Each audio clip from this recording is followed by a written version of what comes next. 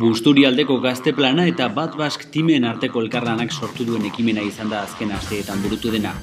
Ekaitz Saies Piraguista hurbildu zen hastapenean Bizkaiko eskualde eder honetara. Bi erakundeen helburua argi zegoen hasieratik. Busturialdeko gazteek, goi mailako kirolari profesionalek izandako bizipenak eta hauek jorratutako ibilbidean izandako esperientziak partekatzea. Ikusmin ikaragarria piztu zuen Alberto Iñurrategirekin antolatutako topaketak. Naturgas Broad Peak 2010 espedizioarekin arrakasta itzela lortu du, Juan Vallejo eta Mikel Zabalza taldekideekin batera.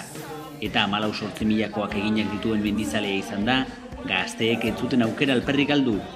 Himalaiara joateko prestaketa nola planteatu, momentu zailetan zer egin, etxeko inezinegona espedizioa burutzen den bitartean, eta beste 11 kontu eta galdera Busturialdeko gazteen aldetik.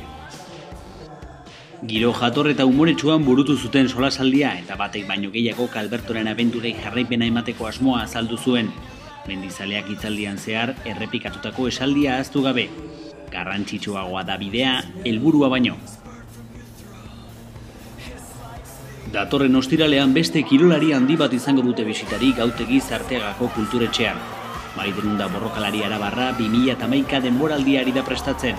Londres 2012ko Olimpiar Jokoetara eraman dezaken denboraldia hain zuzen ere.